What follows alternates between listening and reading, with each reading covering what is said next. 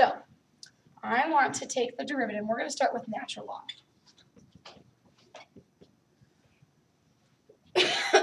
Y equals the natural log of x. I want to take its derivative. No idea what it is, and I definitely do not want to use a limit on it. Okay, so I'm going to rewrite it. What is that the same thing as, by definition of logarithm? Log base, or e. E to the what power? To the y is equal to x, right? Using the definition of logarithm, the base on ln is always e. E to the y has to get me back to x again. Okay, so definition of logarithm gets us to here. Now, implicitly differentiate this with respect to x. X is your variable. Okay, how do you take the derivative of e to the y with respect to x? E to the y times y prime equals, what's the derivative of x? 1. Just 1. Okay, now solve for y prime. What do? Divide by e to the y.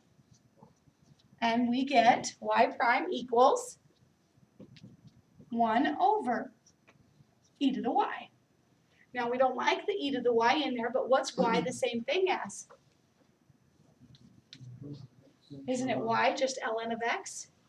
So put ln of x in there, and I get 1 over e to the natural log of x. But what happens when you have e to the natural log of x? There's the derivative for natural log, it's 1 over x. That was so much easier than using the inverse definition. Wait, how did that happen? What happened? Where'd I lose you, Andrew? Right there, yep. Using the, what do you know about e Oh, and that's ln? right.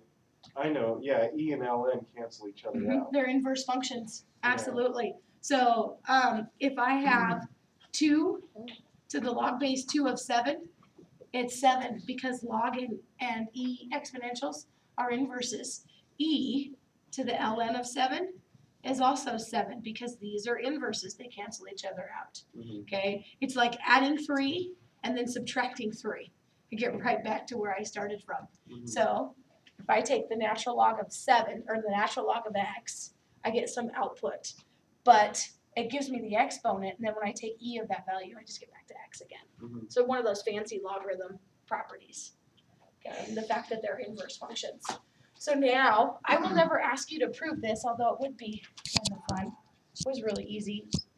You now need to add to your list of derivatives that you have memorized. The natural log of x's derivative is 1 over x. Okay? And generally,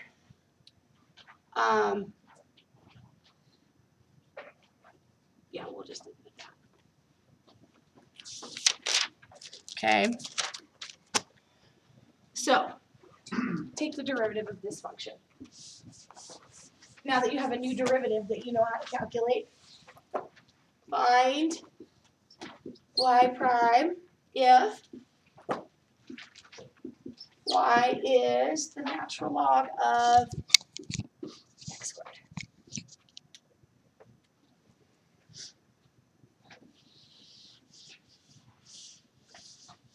Do you use a product rule? No.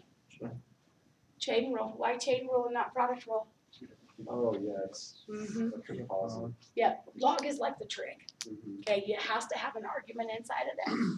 Okay? So, chain rule says you do the derivative of the outside, which is which function? Not the square. It's the natural log. So what's the derivative for an ln? 1 over the stuff. Okay? Times the derivative of the inside. What's the derivative of x squared? 2x. Okay, now simplify. What does that clean up to? 2 over x. 2 over x. And you're done. Okay? Was there an easier way to do that? Not sure.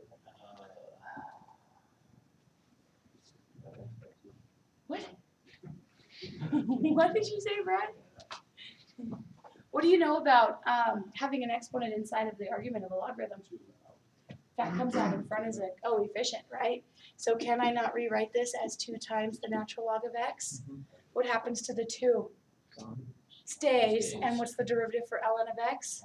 1 over x. What's 2 times 1 over x? That right there. Okay? Those properties of logarithms are actually going to help us take more derivatives tomorrow of some really horrible functions.